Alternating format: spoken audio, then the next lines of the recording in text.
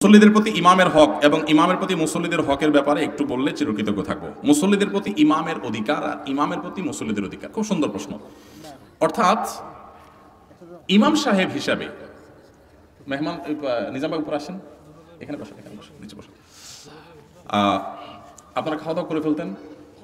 খাওয়া দাওয়া করছেন? ওকে, এদিকে এখানে বসেন। আলেম মানুষের নিচে বসে আছে, খারাপ দেখাচ্ছে, এখানে বসে বসে। তো যেটা বলছিলাম যে ইমামের প্রতি মুসল্লিদের হক আর মুসল্লিদের প্রতি ইমামের হক কি? এক নম্বর হলো মুসল্লিদের প্রতি ইমামের কর্তব্য হলো ইমাম সাহেব মুসল্লিদেরকে সঠিক সুন্দরভাবে বিশুদ্ধভাবে সালাতের ইমামতি করবেন, নেতৃত্ব দিবেন, সুন্দরভাবে সালাত পড়াবেন এবং তাদের ঈমান আকীদা শিখাবেন, তাওহীদ শিখাবেন, সুন্নাত শিখাবেন, বেদাত থেকে দূরে রাখবেন, তাদেরকে দিনটা সঠিকভাবে শিখাবেন। এটাকে চাকরি হিসাবে নেবেন না, এটাকে সুযোগ হিসাবে নেবেন। ইমাম সাহেবরা তাদের মন মানসিকতা হবে তারা মানুষের সেবা করবেন, উপকার করবেন, এই মানসিকতা থাকবে। যুবকদের জন্য আলাদা, বৃদ্ধদের জন্য আলাদা, শিশুদের জন্য আলাদা, মহিলাদের জন্য আলাদা, বিভিন্ন রকমের এরকম দিনই প্রোগ্রামের অ্যারেঞ্জ তারা করবেন মসজিদ থেকে। সেই সাথে তারা মসজিদে দায়িত্বশীল হিসাবে মানুষকে আল্লাহমুখী করবেন, দিনমুখী করবেন, কোরআন হাদিসের তালিম দিবেন, সালাতের তালিম দিবেন। এই কাজগুলো যথাযথভাবে করবেন। শুধু ডিউটি পাস করবেন না যে কোনো রকম আমি টাইম পাস করে ডিউটি পালন করলাম, এটা করবেন না। ইমামের কর্তব্য হলো মুসল্লিদেরকে ডেভেলপ করা অ্যাজ এ মুসলিম, এটার জন্য যত উদ্যোগ নেওয়া দরকার তিনি নেবেন। আবার ইমামের প্রতি মুসল্লিদের কর্তব্য হলো মুসল্লিরা ইমাম সাহেবের চলতে ফিরতে যেন অসুবিধা না হয়। কমিটির লোকজনের কর্তব্য ইমাম সাহেবের যেন সম্মানজনকভাবে চলতে পারেন, মুয়াজ্জিন সাহেবের, খতিব সাহেবের যেন সম্মানজনকভাবে চলতে পারেন, সেই রকম বন্ধ ব্যবস্থা করা। অনেক মসজিদের ইমাম সাহেব আছে, কমিটির লোকজন আছে। আমাকে একবার এক কমিটির লোক বলছিল, আমি বলছিলাম ভাই এত কম বেতন দেন ইমাম সাহেবকে, ব্যাপার কি? তো বলো যে ওনাদের আসলে অনেক আউট ইনকাম আছে। আমি বলি যে বিড়াল খাবে এক জায়গায় আর মেমো করবে কি আরেক জায়গায়? সার্ভিস দিবে আপনার মসজিদে, আপনার সংসার চালানোর জন্য, আউট ইনকামের জন্য তার ধান্দা করে বেড়াইতে হবে। আপনার নিজের তো এটার জন্য লজ্জা হওয়া উচিত। মসজিদ কমিটির লোকেরা নিজেরা আপনারা চলেন যে বাজারে আপনার জন্য চালালা যে দাম রাখে, হুজুরের জন্য কি তার থেকে অর্ধেক দাম? তাহলে হুজুরের সংসার কিভাবে চলবে খেয়াল করা কর্তব্য। ইমাম সাহেবদের এবং মসজিদ সংশ্লিষ্ট যারা তারা সম্মানজনকভাবে চলতে যেন পারে সেই ব্যবস্থা করা, এটা কর্তব্য সবার। সেই সাথে ইমাম সাহেবদের প্রতি শ্রদ্ধা জ্ঞাপন করা যে আলেম, এটা কর্তব্য। আমি সবসময় একটা এক্সাম্পল দেই, সেটা হলো ইমাম খতিব নিয়োগ দেওয়া। এটা হলো আমাদের রাষ্ট্রের প্রেসিডেন্ট নিয়োগ দেওয়ার সাথে মানে পদ্ধতিগত মিল। প্রেসিডেন্ট নির্বাচন করার ক্ষেত্রে সংসদ সদস্যরা সবাই মিলে প্রেসিডেন্টকে নির্বাচন করে। নির্বাচন করার আগ পর্যন্ত বল কিন্তু ওই ভোটারদের হাতে, সংসদ সদস্যদের হাতে। ওনারা কাকে নির্বাচন করবেন, বেশিরভাগ মানুষ কারে ভোট দিবেন সেটা তাদের ব্যাপার। কিন্তু ভোট দিয়ে যখন নির্বাচন করে ফেলে, এরপরে কিন্তু প্রেসিডেন্ট সাহেব হলেন সর্বে সর্বা, ওনারা হলেন অধীনস্থ। বুঝেন না ব্যাপারটা? আবার যদি প্রেসিডেন্ট সাহেব এমন কিছু করেন যে না তারে আর রাখা যায় না, তখন আবার কিন্তু অনাস্থা প্রকাশ করে সংসদ সদস্যরা মিলে তাকে আবার বাধা দিতে পারেন। এবার আমাদের ইমাম নিয়োগ পদ্ধতির সাথে মিলান, দেখবেন হুবহু মিলে যায়। এলাকার লোকজন, গণ্যমান্য ব্যক্তিরা, মুসল্লিরা, কমিটির লোকজন, আপনারা স্বাধীন কাকে ইমাম নিয়োগ দিবেন। ভালো মানুষ দিবেন না খারাপ মানুষ দিবেন, যোগ্য দিবেন অযোগ্য দিবেন, এটা আপনাদের ব্যাপার। আপনারা নির্বাচন করতে পারেন, স্বাধীনতা আপনাদের কাছে। আল্লাহ আপনারা বাধ্য করে দেন অমুকই করতে হবে, আপনি বাছাই করে সবচেয়ে ভালোটা নেবেন। কিন্তু যখন নিয়োগ হয়ে যাবে তখন কিন্তু উনি ইমাম, উনি নেতা, উনি আপনার সামনে, ওনার সামনে বেয়াদবি করা যাবে না, তাকে মানতে হবে যে প্রেসিডেন্টকে যেরকম মানতে হয়। আবার যদি ইমাম সাহেব এমন কোনো পথে চলে যায় যে না তারে আর রাখা যায় না, ওনার পিছনে নামাজ আর পড়া যায় না, তখন আবার ওই যে ইমপিচমেন্ট করতে পারেন, তখন আবার আপনি অনাস্থা প্রকাশ করতে পারেন, সেই সুযোগ আছে। কিন্তু আমরা কি করি? ইমাম নিয়োগ দিয়ে ইমামরে চাকর মনে করি। চাকর মনে করি কি করি না? এগুলো করা উচিত না। উভয়ের কর্তব্যের উপরে সামিল হতে হবে। শুধু দেখবেন না এসে ইমাম সাহেবের ফতোয়া শোনায়।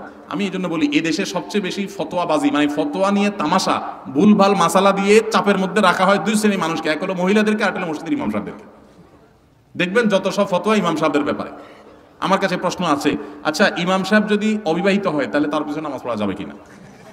আমি বলি ইমাম সাহেব অবিবাহিত হলে তার পিছনে নামাজ পড়া যাবে কিনা, এইটা যে প্রশ্ন করছে তার মাথায় এইটা আসলো না কেন যে মুসল্লি সাহেব যদি বিয়ে না করে থাকে তার নামাজ হবে কিনা? এই প্রশ্ন আসলো না কেন? আপনি মুসল্লি সাহেব বিয়ে না করলে নামাজটা হবে কি হবে না, এই প্রশ্ন আসলো না, মাগের ইমাম সাহেবেরটা আপনার মাথায় চলে আসলো কেন? যত ফতোয়া দেখবেন সব কার বিরুদ্ধে? ইমাম সাহেবের। এবং ইমাম সাহেবের বিরুদ্ধে সমালোচনা করাটা বেশ বেশ মধুর, একদম সুস্বাদু খাবারের মতো আমাদের কাছে মজার লাগে ইয়েটা, সমালোচনাটা, তাই না? রাস্তার মোড়ে মোড়ে চায়ের দোকানে বসে বসে আমার আব্বা একটা কথা বলতেন যে ক্রিকেট মাঠের ওই ক্রেজে থাকা যে ব্যাটসম্যান থাকে ওই ব্যাটার মতো, আর ফুটবল মাঠের যে ফুটবলটা থাকে ওই বেচারা ফুটবলের মতো, যে 22 জনের পায়ে দৌড়ের উপরে থাকে, এই ওর কাছে ওর কাছে। আর ইমাম সাহেবদের অবস্থা অনেকটা এরকম বানাই ফেলে আমরা, যে সবাই মিলে আমরা সবাই মিলে কমিটি, মসজিদের সাধারণ মুসল্লি সবাই মিলে ইমাম সাহেব এটা হলো কেন, ইমাম সাহেব এটা হলো কেন, ইমাম সাহেব একদিন নামাজে ভুল করে ফেলছে লোকমা, তাহলে এবার তো আর উদ্ধার রক্ষা নাই বেচারার। হ্যাঁ, আমি না হয় দোকানদারি করি, আমার দোকানের কথা মাথায় আসে, ইমাম সাহেবের কি মাথায় আসে, ওনার কেন ভুল করলো? আছে না নাই? হারাম শরীফের মতো জায়গায় ইমাম সাহেব সূরা ফাতিহা ভুল করে বসে আছেন, কোনো অসুবিধা নেই, তারা এটাকে স্বাভাবিক মেনেছে, মানুষ তো ভুল হবেই। কিন্তু আমাদের দেশে ইমাম সাহেবদের ভুল হলে একদিন বেশি দুদিন হলে না, এই হুজুর আর রাখা যাবে না, হুজুরের বয়স হয়ে গেছে, ঠিক না ঠিক? আর এই যে রমজান মাস আসতেছে, সুবহানাল্লাহ, হাফেজদের ভুল হলে তো কোনো কথাই নাই, না হাফেজ এবার জুত মতো পড়ে নাই, এত লোকমা খাচ্ছে, তাহলে এটা ভালো হাফেজ না। এগুলো আমাদের ভুল চিন্তা। মানুষ ভুল হবে, ভুল হওয়াটা স্বাভাবিক। আপনারা বেশি চালাক হয়ে গেলে হুজুররা আরো ডবল চালাক হয়ে যায়। অনেক হাফেজরা আছে তারাবিতে দুইজন চুক্তি করে নামাজ পড়ে যে আমার ভুল হলে তুমি পিছন থেকে লোকমা দিবা না, আবার তুমি যখন পড়াবা আমিও লোকমা দেবো না, ভাই কাটাকাটি। এরপরে যখন আমার সময় আসবে যেটা বাদ যাবে ওটা আবার পড়ে দেবো, তাতে বেকুব মুসল্লিরা হইচই করে, এগুলারে বোকা বানা দিলাম। তাহলে বেশি চালাকি করে গলায় কিন্তু দড়ি, এই জন্য অতি চালাকি করবেন না। ভুল হলে ইমাম সাহেবদের সেটাকে স্বাভাবিক দেবেন। আরে আপনার ইমাম সাহেব তো পরের কথা, নবী করিম সাল্লাল্লাহু আলাইহি সাল্লাম একদিন নামাজ পড়তে গিয়ে 4 রাকাত তালা নামাজে 3 রাকাতে বসে যাওয়ার পর সালাম ফিরানোর পর সাহাবারা জিজ্ঞাসা করছেন, ইয়া রাসূলুল্লাহ আনাসিতা আম কুসিরাতিস সালাহ, আপনি ভুলে গেছেন না আল্লাহ নামাজ কমায় দিয়েছে? আল্লাহর নবী ওহী আসতো তার কাছে, আল্লাহ তাকে এরকম একটা ভুল একবার করাইছেন যাতে করে আমরা একটু আমাদের ইমাম সাহেবদের প্রতি, মুসল্লিদের, মুয়াজ্জিনদের প্রতি, খতিব সাহেবদের প্রতি আমাদের রহম হয়, আমরা যেন তাদের বিরুদ্ধে খোঁচাখুচি না করি। আমরা চাই আমরা যত আকাম কুকাম আছে সব করবো, আর হুজুরটা হবে একদম ফেরেশতার মতো, এরকম ঠিক না? যে হুজুরটা হবে আমাদের এই ফেরেশতার মতো, হুজুর এখন ঘাড় বাঁকা করলো কোনো মৌলবীর ঘাড়ের দোষ আছে, কিন্তু আমি যত আকাম কুকাম আছে সব করবো, এই না আমাদের অবস্থা। আল্লাহ তাআলা আমাদের সবাইকে দায়িত্বশীল মানুষ হওয়ার তৌফিক দান করুন। খবরদার, ইমাম সাহেবদের গীবত এটা ভয়াবহ বিষয়। লুহুমুল উলামা মাসমুমা, আলেমদের গোশত কিন্তু বিষাক্ত, অর্থাৎ তাদের গীবত করবেন, ঈমান আমল সব ধ্বংস হয়ে যাবে। আমার জীবনে বহু মানুষ দেখছি হুজুরদের পিছনে সারা বছর লেগে থাকে, এগুলো বেঈমান হয়ে মারা যায় অনেকে। আমি দেখেছি এগুলোর অবস্থা খুব খারাপ হয়। যদি কোনো সমস্যা থাকে তাকে বুঝায় দেন, যদি দেখেন বেশি বেলেন তারে বাদ দিয়ে দেন, কিন্তু রাইখা তারা সমালোচনা করবেন, অপমান করবেন, তার পেছনে সমালোচনা করে বেড়াবেন। ইমাম সাহেব যে জায়গাটা দাঁড়ায় সেটা কিন্তু রাসূলের জায়গা, রাসূল সাল্লাল্লাহু আলাইহি ওয়াসাল্লাম ইমামতি করতেন, উনি তার প্রতিনিধি, অতএব তাদেরকে সম্মান করতে হবে। আল্লাহ আমাদেরকে তৌফিক দান করুন। আবার ইমাম সাহেবরাও নিজেদের সম্মান রাখতে জানতে হবে। শুধুমাত্র মানুষের বাড়ি বাড়ি গিয়ে দাওয়াত খাইলাম আর ঘুরে বেড়ালাম, এই ধান্দা করলে হবে না। আমাকে আল্লাহ তাআলা বহু বছর ইমামতি করার তৌফিক দিয়েছেন, এখন আমি জুমার নামাজ পড়াই, কিন্তু হুজুর হিসাবে বাড়িতে বাড়িতে যা খাওয়া, এটা আজকে না, এটা আরো 20 বছর 22 বছর আগে থেকে আমি মেনটেন করি। আমাকে কেউ যদি দাওয়াত দেয় হুজুর বাড়িতে এসে খায়েন, আমি বলি ভাই ভাত আমার বাড়িতে আছে আলহামদুলিল্লাহ, আমি দুটা ভাত খাওয়ার জন্য আপনার বাড়িতে যাব। আপনি আমাকে দাওয়াত দিয়ে খাওয়াবেন, হয় আমার সাথে আপনার একটা সম্পর্ক তৈরি হবে, সেই ভিত্তিতে দাওয়াত দিয়ে খাওয়াবেন। করুণা হিসাবে হুজুর আল্লাহর রাস্তায় একটু খাওয়াইলাম, এই করুণার খানা আমি খেতে যাব, আমি যাই না আলহামদুলিল্লাহ। এই আত্মসম্মান বোধ হুজুরদের মধ্যেও থাকতে হবে। বাড়ি বাড়ি শুধুমাত্র দাওয়াতের ধান্দা করে বেড়াইলেন, হালাল হারামবাজ বিচার করলেন। আমাদের মাহফিলের ফরমে লেখা থাকে যে আমরা খেতে চাই না, যদি খেতে হয় কার বাড়িতে খাবো তার উপার্জন কি ডিটেল আমাদেরকে জানাইতে হবে, অফিস থেকে এটা শিওর করা হয়, তারপরে সে বাড়িতে আমরা খাওয়ার চেষ্টা করি। কারণ আপনি 2 নম্বর পথে টাকা কামাই পাহাড় বানায় হুজুরে খাওয়ায় পেট ঢোল বানা দিলেন আর জান্নাত চলে গেলেন, এত সোজা? ওই হুজুর সহ আপনি সহ দর্জন ধরা খাবেন। ইমাম সাহেবদের পিছনে আপনারা নামাজ পড়েন, আমরা নামাজ পড়ি। ইমাম সাহেবদের 7 দিন 7 বাড়িতে খানা দেয়, এবং আপনারা মন খারাপ করেন না, আমি সবার জন্য বলছি না, অনেক সময় দেখা যায় ভালো মন্দ বাজ বিচার নাই, এলাকার চোর ডাকাত গুলো বাইসে হয়েছে আর তাদের বাড়িতে বেশি খাওয়া, যে হুজুর ভালো যেন খাইতে পারে। হুজুর ভালো খাইতে পারে এর চাইতে ইম্পর্টেন্ট হলেও হুজুরের খানাটা যেন হালাল হয়, তাদের বাড়িতে খানা খাবেন, তাদের বাড়িতে খানা অ্যারেঞ্জ করবেন। তো ইমাম সাহেবদের মধ্যে আত্মসম্মান বোধ থাকতে হবে, নিজের মর্যাদা নষ্ট করলে চলবে না, মুসল্লিদের হক আদায় করতে হবে, মুসল্লিরাও ইমামের মর্যাদা বুঝতে হবে। আল্লাহ উভয়কে বোঝার তৌফিক দান করুন। প্রবাসী ভাইদের সাথে সপরিবারের সদস্যরা বেঈমানি করে, এই জন্য কিছু নসিহত করুন। আহারে ভাইরে, আমি 10 বছর প্রবাসে ছিলাম, আমি বুঝি প্রবাসীদের এই কষ্ট। প্রবাসীদেরকে আমি বলি সব সময়, কিছুদিন আগে সাউথ কোরিয়াতে গেছিলাম, প্রবাসীদের একটা বড় প্রোগ্রামে আমি বলেছিলাম যে আমাদের প্রবাসী ভাইদের অবস্থা হলো, এই বেচারাদের কোনো দেশ নাই, প্রবাসীদের কোনো কি নাই, দেশ নাই। কিভাবে দেশ নাই? এরা যদি নিজের দেশে আসে, প্রবাসীরা যদি দেশে আসে, বাজারে ঘাটে রাস্তায় দোকানে সবাই বলে বিদেশি আসছে। কি বলে? বিদেশি। তাহলে নিজ দেশে সে কি? বিদেশি। আর সে যেই দেশে থাকে ওটা যদি মিডল ইস্ট হয় তো বলে আজনবী। আজনবী আজনবী মানে বুঝেন? আজনবী মানে অচেনা, অজানা, অপরিচিত, মানে এটা চিনি না, মানে এটা আমাদের দেশের না, মানে বিদেশি, সোজা কথা। তো বেচারা প্রবাসী যে দেশে থাকে ওরাও ওই দেশের লোক হিসেবে স্বীকার করে না, আর নিজের দেশে আসলেও সবাই বলে কি আসছে? বিদেশি আসছে। তো বেচারা কোনো দেশ আছে? নাই। দেশ হলো ওই বিমানে যতক্ষণ আকাশের উপরে থাকে ওই বিমান। এই কষ্টের কোনো শেষ নাই। সারা জীবন উপার্জন করে কাউকে খুশি করতে পারে না। এত দেওয়া দেওয়ার পরও মানুষ কি হয় না? খুশি হয় না। এত নাশকর, এত অকৃতজ্ঞ আমরা, এত নিমক হারাম আমরা, যে যা দিছে আলহামদুলিল্লাহ, বাপ মা পর্যন্ত খুশি হয় না, স্ত্রী পর্যন্ত খুশি হয় না, অন্য মানুষ তো পরের কথা, শুধু চাই চাই চাই। কত কষ্ট সেখানে তারা করে। যদি তারা একেবারে আরামের মধ্যেও থাকে, প্রিয়জন থেকে দূরে থাকার কষ্ট কত বেশি, এটা যারা জেল জীবনে থাকে তারা বুঝে। আর যারা প্রবাসে আছে তারা কিছুটা টের পায় কত কষ্ট হয়। এজন্য প্রবাসীদের প্রতি জুলুম করবেন না আল্লাহর রাস্তে, তাদের প্রতি রহম দিল হবেন, খাই খাই করবেন না। যা দিতে পারে শুকর আদায় করবেন, না দিতে পারলে বেচারার ওজর আছে এটা বুঝবেন। কোনোভাবে ব্লেম এবং অভিযোগ করে বেড়াবেন না। আর প্রবাসীরা যারা আছেন আমি তাদেরকেও বলি, আপনারা একটু বিবেক বুদ্ধি খরচ করে চলেন।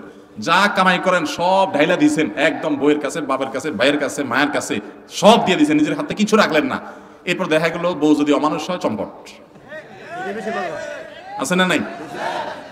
প্রবাসে থাকে তো বউরে কাছে পায় না, দূরে থাকে, মিস করে অনেক বেশি, ফিল করে অনেক বেশি, মহব্বতের ছোটে টাকা পয়সা সব বউয়ের নামে দেয়। আপনার তো ইসলাম এটা বলে নাই, বউরে কিছু দেন, তুমি খরচ করো স্বাধীনভাবে, বাট আপনারটা আপনার কাছে রাখেন। অনেক ছেলেরা আছে বাপের নামে সব জমি জমা কিনে প্রবাসীরা। আবার অনেক বাপরাও আছে এত বেবুজা, ছেলে নিজের নামে জমি কিনলে বাপ মন খারাপ করে। এটা বাপের মূর্খতা, বাপের অজ্ঞানতা, বাপ জানছে না সেজন্য এটা করছে।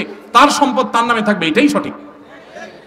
আপনার নামে থাকতে পারে, আপনার সেই যে জমি বিক্রি করে গেছে সেই জমিটা আপনার আবার কিনে দিল, বা ওই পরিমাণ জমি কিনে দিল, টাকা দিল, বা আরো এক্সট্রা কিছু আপনাকে দিল গিফট হিসাবে। ঠিক আছে, বাবা অনেক কষ্ট করছে, এক সময় আমার বিদেশ পাঠাইছে, ঠিক আছে আমি বাবারে 2-4-5 বিঘা জমি কিনে দিলাম বা ওইটা করে দিলাম, এটা করুক, সেটা অনুদান, এটা ক্লিয়ার, তাকে হাদিয়া, আর নিজেরটা নিজের কাছে থাকবে। এই হিসাবগুলো আলাদা আলাদা না করার কারণে পরে একসময় ভেজাল হয়। আমরা হলাম সব লোক হলো মুখে মুখে মিষ্টি, আতে আতে বিষ, দাঁতে দাঁতে মিষ্টি, আতে আতে বিষ। উপর দিয়ে বলি না না না আমার নামে দরকার নাই, সব তোমার নামে হোক। কদিন পরে এবার বলি না এগুলো তো আমার কামাই করা জিনিস। আগের ভেজালে ভালো ছিল, ক্লিয়ার কাট করা দরকার ছিল। প্রবাসী অনেকে ভুলটা করেন, এই ভুলটা করবেন না। ইসলাম আপনারা বলেন না উজাড় করে সব ঢেলে দিয়ে এক জায়গায়, এরপরে ধরা খায় বলেন যে আমার তো হাই হোসেন, হাই হোসেন, আমার তো হাই কোপাল, হাই কোপাল। আল্লাহ আমাদেরকে সংশোধন হওয়ার তৌফিক দান। অতএব প্রবাসী ভাইদের প্রতি সবাই সদয় যেমন হব, প্রবাসী ভাইরাও বুদ্ধিদীপ্ত ডিসিশন নিব, চিন্তা ভাবনা করে নিব এবং খুব হিসাব নিকাশ করে করব। অনেক প্রবাসী এখনো আছে নিজের অ্যাকাউন্টও নাই, টাকা সব আরেকজনের কাছে পাঠাচ্ছে। এই ভুল কাজগুলো করবেন না আল্লাহর ওয়াস্তে, এবং নিজের হাতে জিনিস রাখবে যাতে করে কেউ আপনার সাথে বিট্রে করতে না পারে। আল্লাহ আমাদেরকে বোঝার তৌফিক দান করুন। আল্লাহর কাছে চাওয়া আর পীরের কাছে চাওয়া, এই শিরক থেকে বাঁচার জন্য আপনি কিছু নসিহত করুন। আল্লাহর কাছে চাওয়া এটা তো আল্লাহ তাআলা নির্দেশ করেছেন, উদউনি আস্তাজিব লাকুম, তোমরা আমার কাছে দোয়া করো আমি তোমাদের দোয়া কবুল করব। আল্লাহ তাআলা বলেছেন কোরআনে কারিমে, আমাদেরকে প্রত্যেক রাকাত নামাজে শিক্ষা দিয়েছেন, ইহদিনাস সিরাতাল মুস্তাকিম, ইয়াকা না'বুদু ওয়া ইয়াকা নাস্তাঈন। আল্লাহ তোমার কাছে ইবাদত, তোমার ইবাদত করি, তোমার কাছেই সাহায্য চাই। তাহলে সাহায্য চাইবো কার কাছে? কোনো মাজারে গিয়ে বা কোনো পীর সাহেবের হাতে শক্তি আছে, উনি আমারে কিছু করাই দিতে পারে, এটা যদি কেউ বিশ্বাস করে তাহলে তো ঈমান নষ্ট হওয়ার মতো বিশ্বাস। কারণ সকল ক্ষমতার মালিক কে? নবী সাল্লাল্লাহু আলাইহি ওয়াসাল্লাম বলেছেন ওয়া ইযা সাআলতা ফাসআলিল্লাহ ওয়া ইযা ইসতাআনতা ফাসতাঈন বিল্লাহ। যখন তুমি কিছু আল্লাহ চাইবা তো আল্লাহর কাছে চাইবা, যখন সাহায্য চাইবা আল্লাহর কাছে সাহায্য চাইবা। আমরা বলি ইয়্যাকা না'বুদু, আল্লাহ শুধু তোমার কাছেই সাহায্য চাই, তোমার ইবাদত করি, তোমার কাছেই সাহায্য চাই, শুধু তোমার কাছেই চাই। এই যে বলি আবার আমি মাজারে গিয়ে চাইলাম, তাহলে সেক্ষেত্রে এটার নাম হলো শিরিক করা। আল্লাহ এটাকে সবচেয়ে অপছন্দ করেন, শিরকের গুনাহ আল্লাহ তাআলা মাফ করবেন না। এজন্য খবরদার, আর যা করেন না করেন খবরদার এই শিরিকের অপরাধ করবেন না। আল্লাহ তাআলা কোরআনে কারিমে পরিষ্কার করে বলেছেন, যে ব্যক্তি শিরকে লিপ্ত হয় ফাকাদ হারামাহুল্লাহুল জান্নাহ, হ্যাঁ, আল্লাহ তাআলা তাকে তার জন্য জান্নাতকে হারাম করে দেন। এবং আল্লাহ তাআলা আরো বলেছেন যে শিরক করলে তাকে আল্লাহ তাআলা মাফ করবেন না। সাধারণত আমরা আজমপুর থেকে ব্রাহ্মণবাড়িয়া ট্রেনে যাতায়াত করলে এখান থেকে কোনো টিকিট হয় না, তাহলে আমরা উক্ত ট্রেনের ভাড়া কিভাবে পরিশোধ করব এবং উক্ত ভাড়া কি পরিশোধ করার প্রয়োজন আছে আদৌ? যদি ট্রেন বাপচাচার হয় তাহলে তো দরকার নেই। যদি দুলাভাইয়ের ট্রেন হয়, ভগ্নিপতির ট্রেন হয়, তাহলে শালা হিসাবে আর তো না দিলেও চলে। আর যদি সেটা না হয় তাহলে টিকিট ছাড়া ভ্রমণ করলে সেটা তো অবশ্যই জায়েজ হবে। এখন আমার প্রশ্ন হলো, আজমপুর থেকে ব্রাহ্মণবাড়িয়া যাইতে ট্রেন টিকিট করা যায় না কেন? কি সিস্টেম? সিস্টেমে নাই মানে তাহলে সিস্টেমে কি আছে তাহলে? ও বুঝতে পারছি, এবার ঘটনা ক্লিয়ার। তার মানে ঢাকায়ও অনেক ডাইরেক্ট বাস সার্ভিস আছে, অনেক কিছু আছে যে উঠলে এখান থেকে ওই পর্যন্ত সার্ভিস, মাঝখানে কোনো সার্ভিস নাই। কেউ চাইলে নামতে পারে কিন্তু ওই পর্যন্ত তাকে ভাড়া দিতে হবে। এখন আপনি সেই টাকা বাঁচানোর জন্য, ওই টাকা বাঁচানোর জন্য আপনি বলতেছেন টিকিটের সিস্টেমই নেই। তার মানে কি এখানে কোনো টিকিট কাউন্টার নাই? ও আছে টিকিট কাউন্টার, তাহলে সিস্টেম নাই কেমনে বললেন? হ্যাঁ হ্যাঁ বুঝতে পারছি তো আমি, অল্প জায়গা তো, অল্প জায়গা যেহেতু নাই তাহলে সেক্ষেত্রে নিশ্চয়ই এরপরে কোনো একটা স্টপেজ পর্যন্ত টিকিট নেওয়ার সিস্টেম তো আছে। তাহলে এই যে কবি এখন সরব হয়ে গেছে, তাহলে যেহেতু ভৈরব পর্যন্ত টিকিটের সিস্টেম আছে, তার মানে এইটুকু যাওয়ার ব্যবস্থা নাই, আপনি ভৈরব পর্যন্ত নিতে হবে, তো সেটা আপনি নিবেন। আপনি সারা বছর শুধু সিস্টেম আছে তা না, অনেক এলাকাতে মানুষ এক জায়গাতে আর জায়গাতে ট্রেনে টিকিট করে না, আর এটা আমাদের বাড়ির সামনে ট্রেন, হুড়হুড় করে উঠে যায়, হুড়হুড় করে নেমে যায়। মনে রাখবেন, মানুষের হক মারা এক জিনিস, আর যদি ট্রেন সরকারি হয় অথবা কোম্পানির হয় তাহলে এই হক মারা কিন্তু আরো ডেঞ্জারাস। এবং কদিন আগে আমরা পত্রিকা দেখেছি, একজন মুরব্বী চাচা, উনি বহু বছর রেলে চাকরি করেছেন, তার এক সময় অনেক টাকা পয়সা এদিক সেদিক হয়েছে, আল্লাহর ভয় ছিল না, পরে যখন আল্লাহর ভয় জাগ্রত হয়েছে তিনি সেই টাকা এনে সরকারি ঘরে জমা করে দিয়েছেন, এটার উপর নিউজ হয়েছে, আল্লাহ তাআলা তাকে বুঝ দিয়েছেন খবরদার বিনা পয়সায় আপনি জার্নি করতে পারবেন না, আপনাকে ট্রেন আলাদা বাধ্য করে না, তার যদি এখান থেকে এই পর্যন্ত সার্ভিস না থাকে আপনি যাবেন না, বাসে যাবেন, অন্য কোনোভাবে যাবেন, কিন্তু আপনি চড়বেন, খরচ দিবেন না, এটা তো জায়েজ হতে পারে না, আপনাকে অবশ্যই খরচ দিতে হবে।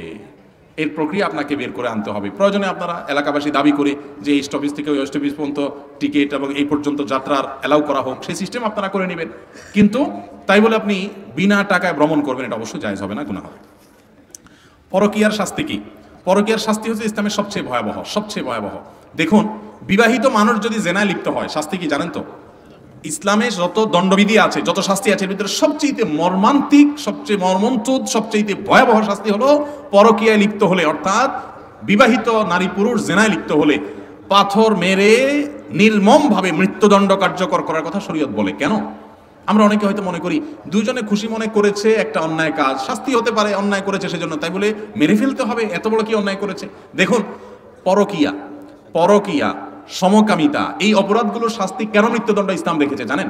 এর অনেক কারণের ভিতরে একটা কারণ এটা যে পৃথিবীতে মানব সভ্যতা, মানুষের অস্তিত্ব টিকে থাকবে বৈবাহিক সাধারণ প্রক্রিয়ার মাধ্যমে।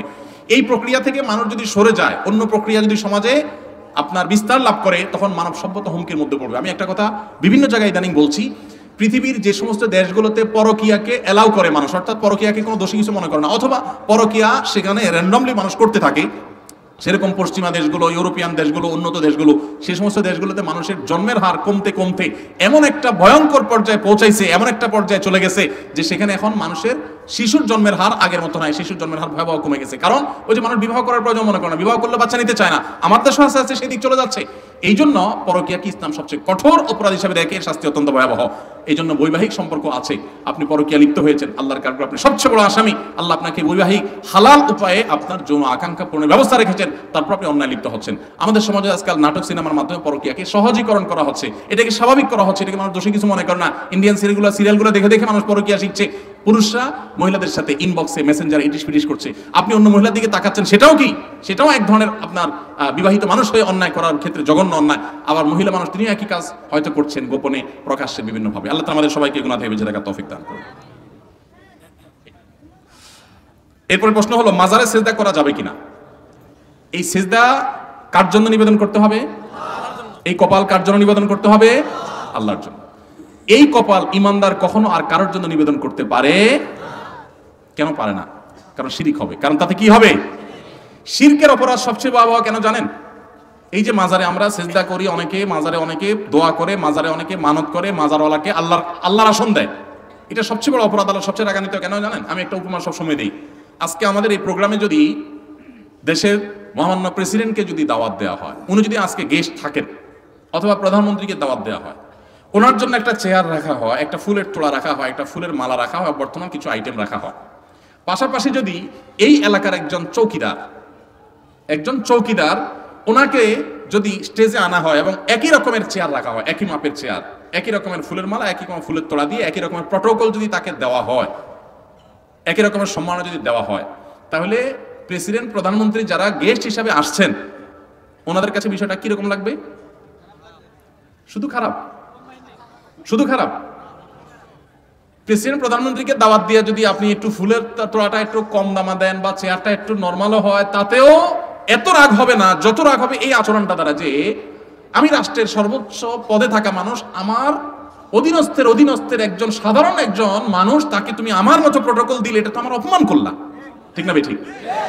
অথচ প্রধানমন্ত্রী প্রেসিডেন্টও মানুষ আর চৌকিদারও উভয় কি মানুষ, হয়তো পদের বেশ কম, এই তো, আর তো কোনো বেশ কম নেই।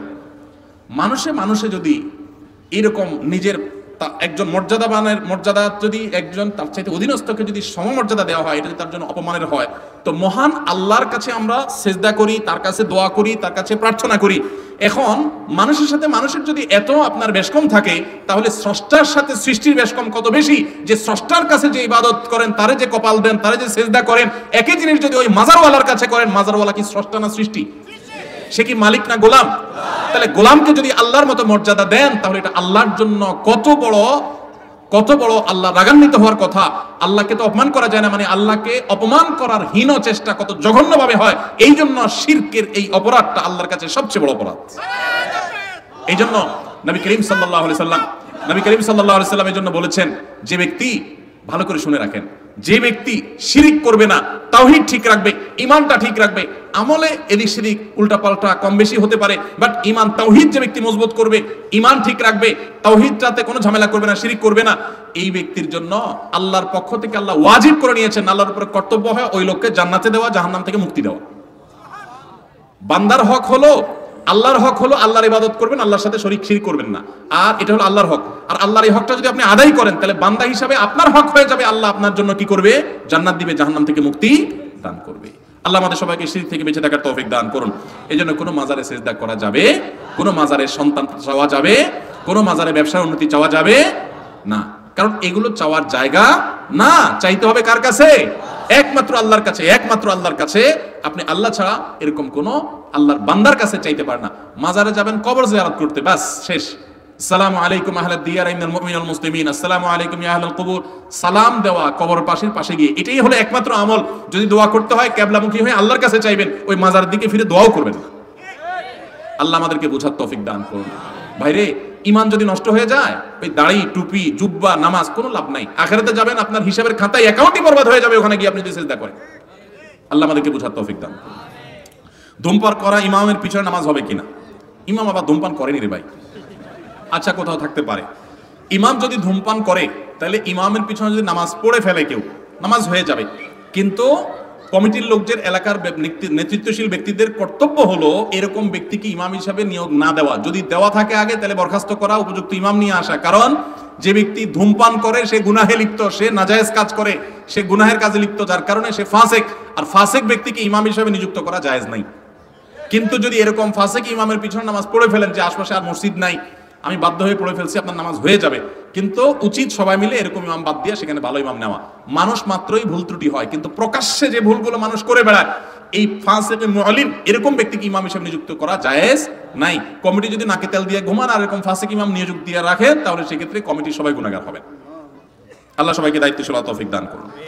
তারাবির টাকা কি ইতিকাফকারীকে দেওয়া যাবে কিনা? তারাবির টাকা কাকে দিবেন? ইতিকাফকারীরে। ইতিকাফকারীরা আবার টাকা দিবেন কেন? আমাদের দেশে অনেক মসজিদে ইতিকাফের জন্য টাকা দিয়ে লোক রাখা হয়, তাই না? আল্লাহ, এই টাকা দেওয়াও হারাম, আর যে নিচ্ছে তার নেওয়াটাও হারাম। কেন জানেন? ইতিকাফ একটা ইবাদত, নিছক ইবাদত। যিনি ইতিকাফ বসছেন, এটা তার সওয়াব হইছে, আপনি তার টাকা কেন দিবেন? তাহলে কেউ যদি বলে যে ঠিক আছে নামাজ পড়বো আমি, আমার টাকা দিলে নামাজ পড়বো, তো আপনি টাকা দিলেন, আমি নামাজ পড়লাম, কেমন হবে ব্যাপারটা? এটা কি ভালো কাজ হবে না খারাপ কাজ হবে? আমি নামাজ পড়বো আল্লাহর খুশি করার জন্য, আমার যদি আপনি টাকা দেন, প্রতি ওয়াক্তে 200 করে টাকা দিবেন, আমি ভাই 5 ওয়াক্ত পড়বো, একদিন দেন নাই টাকা, নামাজ পড়বো না, এটা যেরকম হয়ে গেল, ইতিকাফকারীকে টাকা দিয়ে রাখাটা একই রকম। কারণ ওইটা যেরকম ইবাদত, এটাও একই রকম ইবাদত। খুব লজ্জার কথা, আমাদের দেশে অনেক মসজিদে ইতিকাফ করার মতো লোক পাওয়া যায় না। এবার ধরে গরিব মানুষ একটা বসাই দিয়ে তার কিছু টাকা ধরাই দেই, এই না আমাদের কালচার? ভয়াবহ গুনাহ, ভয়াবহ গুনাহ, আমরা জানি না।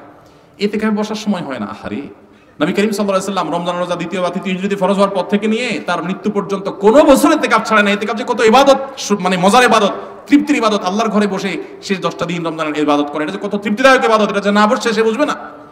আমরা টাকা দিয়ে বসানো লাগে, কারণ আমরা এত ব্যস্ত যে ইতিকাফ বসার সময় নাই। যে আমল নবী সাল্লাল্লাহু আলাইহি ওয়াসাল্লাম জীবনে একবারও ছাড়েন নাই, সেটা আমরা অনেকে জীবনে একবারও করি নাই। আল্লাহ আমাদেরকে ইতিকাফ করার তৌফিক দান করুন। তো ইতিকাফকারীকে টাকা দিয়ে বসাইলে সেটা গুনাহ হবে, জায়েজ নাই। আর তারাবির টাকা যেটা উঠাচ্ছেন, যদি তারাবিতে সূরা তারাবি হয় অথবা সহিহ পদ্ধতিতে টাকা দেওয়া জায়েজ প্রক্রিয়াতে আপনি টাকা উঠান, তাহলে সেই টাকা তারাবির ইমাম সাহেবদের হক। ভালো করে শুনে রাখেন, আমাদের দেশে ম্যাক্সিমাম মসজিদে এই অনাচারটা হয়, এই অন্যায়টা হয়। সেটা কি? কমিটির লোকজন নিজেরাও জানে না তারা যে আকামটা করতেছে, গুনাহের কাজটা করতেছে।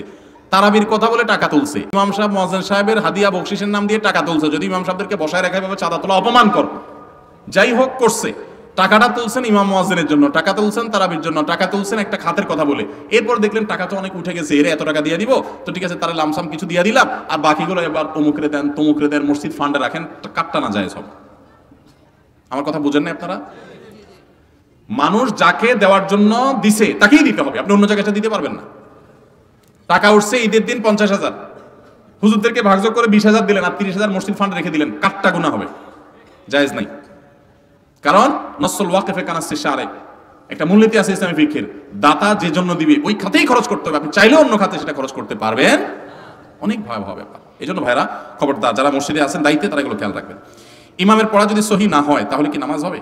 ইমামের পড়া যদি সহি না হয়, বিশুদ্ধ না হয়, নামাজ হবে কিনা, এটার উত্তর দিতে হলে আমাকে বলতে হবে যে সহির ডেফিনিশনটা কি। সহির বিভিন্ন রকমের মাত্রা আছে, তো সেই মাত্রার উপর নির্ভর করবে এটা। একটা হলো যে ছোটখাটো ভুল হয়েছে, অর্থ পরিবর্তন হওয়ার মতো ভুল হয় নাই, এরকম ভুল হলে তার পিছনে নামাজ হয়ে যাবে। কিন্তু যদি ভুলটা এই লেভেলের হয় যে অর্থ পরিবর্তন হয়ে যাচ্ছে, বিকৃত হয়ে গেছে, তাহলে তার পিছনে নামাজ হবে না। এটা দেখতে হবে যে ভুলটা কি ধরনের হয়েছে। সুবহানাল্লাহ, প্রশ্ন কাটতে তো এখন খোলেই নেই। আচ্ছা, এই সংক্ষেপে দেখে চেষ্টা করি।